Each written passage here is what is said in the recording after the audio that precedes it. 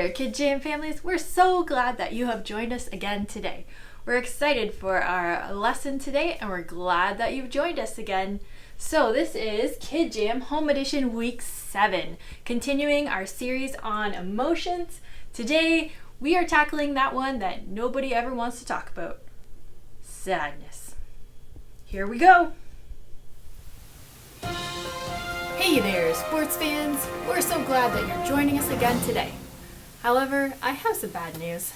There's still no athletes around to interview. So I had to look for someone else. And this person sometimes hides. Sometimes you can't find him quite so easily. But I did manage to track him down. And he is here today, so please welcome Sadness.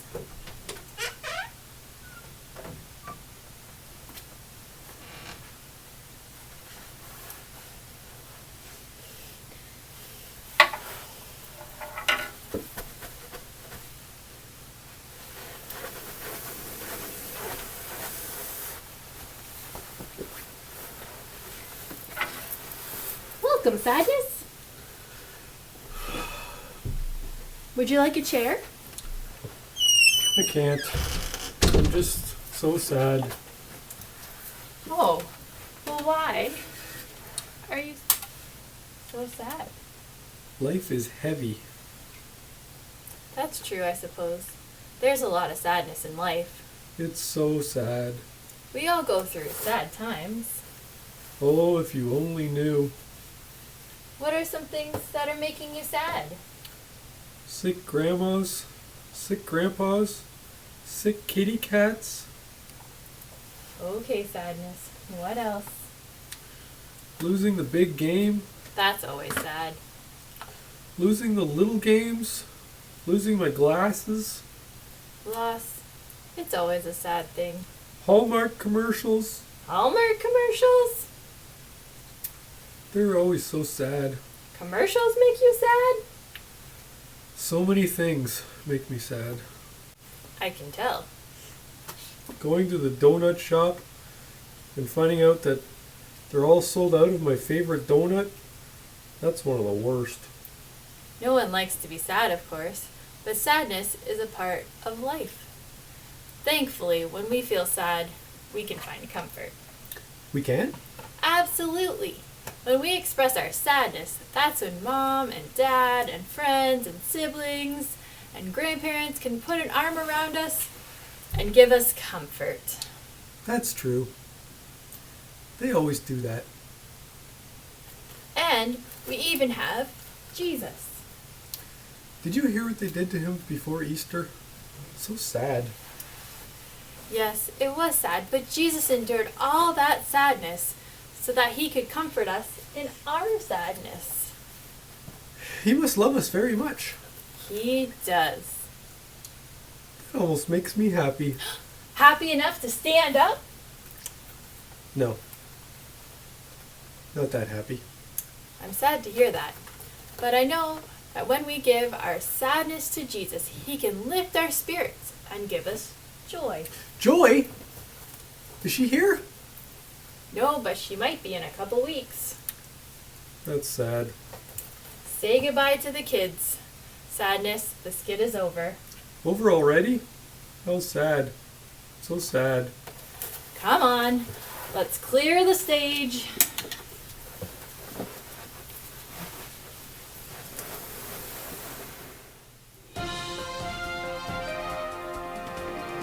So let's talk about sadness.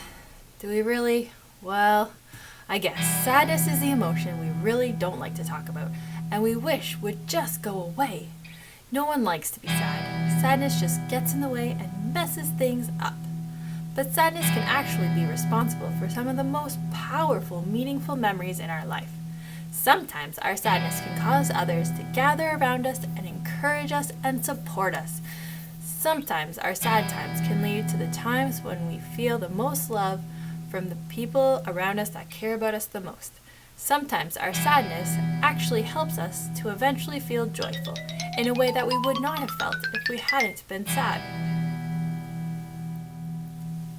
It's a beautiful picture of what God is able to do with our sadness. When things go wrong and the tears start to flow, God has a way of coming in and turning our sadness to joy. This is shown in the story of Jesus' friend Lazarus. You will have a chance to read John 11:17-44 in your small groups. I'm just going to read a small part. So we pick up the story where Mary and Martha are crying because their brother Lazarus had died. Jesus is there now. Verse 33 says, Jesus saw her crying. He saw that there were Jews who had come along with her were crying also. His spirit became very sad, and he was troubled. Where have you put him? He asked. Come and see, Lord, they replied. Jesus wept. Then the Jews said, See how much he loved him. Well, you can act out or read the rest of the story with your families next. But those words are pretty humbling to read. Jesus wept. Wept is just a fancy word for cried. Why did Jesus cry? Jesus knew that ultimately he would see his friend in heaven, but maybe Jesus cried because he wanted to give us a reason to go to him every time we are sad. He wanted us to know that he feels our sadness too. Jesus cried with his friends, and then he comforted them. Then if you keep reading, you'll find that he turned their sadness into unimaginable joy. God loves us unconditionally. He sent Jesus to die for us so that we could know him in a personal way. Jesus was fully human and understands our sadness.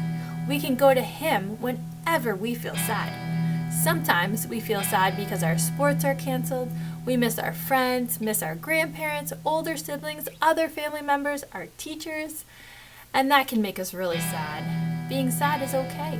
But when we are sad, we can talk to Jesus about why we are sad. David, the shepherd, wrote many psalms to God whenever he was sad. Many of the psalms are David crying out to God about why he is sad. When we are sad, with God's help, we can change our thinking from the why we are sad to the positive things in our life instead. You can think about the family that is around you, and you can enjoy your time spent with them. You can write down everything you have and are thankful for. You can find new activities to enjoy and spend time talking to or writing letters to those you miss. You can also do things for others too, as that is a way that can make us feel less sad. But sometimes we're sad because someone we miss has passed away. Sometimes this sadness can be a really deep sadness. We can feel like life will never be the same. We might feel as though we will never be the same. In my experience, the best thing you can do during this time of sadness is to draw close to God. In Psalm 13 it says, How long must I wrestle with my thoughts, and day after day have sorrow in my heart? The psalm goes on to describe more sadness until the end where he says, But I trust in your unfailing love. That is the best thing to do in your sadness, to continue to trust in God's unfailing love. To remember all his words to you, and the Bible verses, about how much he loves you, how much he cares for you, and how much he has a plan for your life, and how he wants to comfort you. 3 of my favorite verses on God's comfort are, The Lord is close to the brokenhearted, and saves those who are crushed in spirit. Psalm 34:18. You who are my comforter, in sorrow, my heart is faint within me. Jeremiah 8:18. You keep track of all my sorrows. You have collected all my tears in your bottle. You have recorded each one in your book. Psalm 56, verse 8. These verses got me through a time when I was very sad. I was so sad I didn't know how I was going to face the next day, let alone the next hour or even minute. But it was in that time that I felt the closest I have ever felt to God. He was right there beside me. He was hugging me and holding me and whispering to me. He kept me going. He kept me putting one foot in front of the other. I poured through my Bible and wrote down all the verses about comfort, about strength, about God's love, about God's faithfulness, and about heaven. And slowly, I was able to walk through my sad time and into a new beginning. Sadness can change us. It changed me. But if we keep trusting God and getting closer to him, he will bring us through our sadness, and we might change for the better. We might be more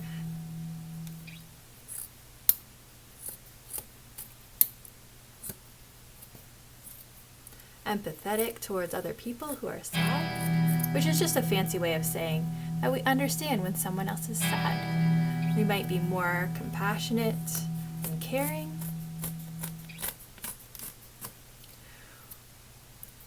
We might decide to do something we were normally scared of because, well, now it seems like the worst has already happened, so why not try something new?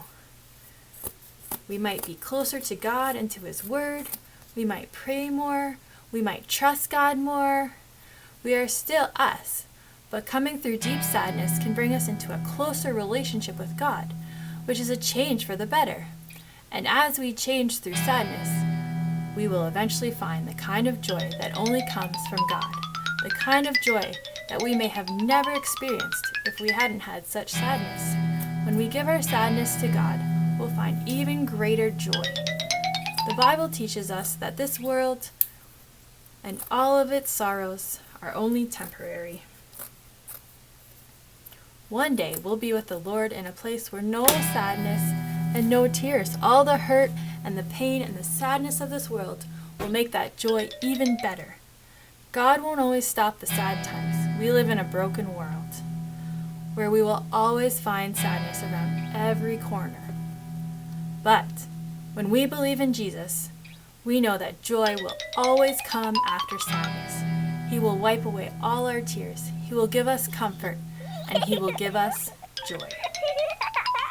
You can escape sadness, but you also don't have to face sadness alone. Whether you are happy or sad, there's no better place to be than in the arms of Jesus. Well, that's all I have to say about sadness. So, now you can go with your families, get into those small groups, and talk a little bit more about sadness and about how you can go to Jesus with your sadness. Happy small grouping!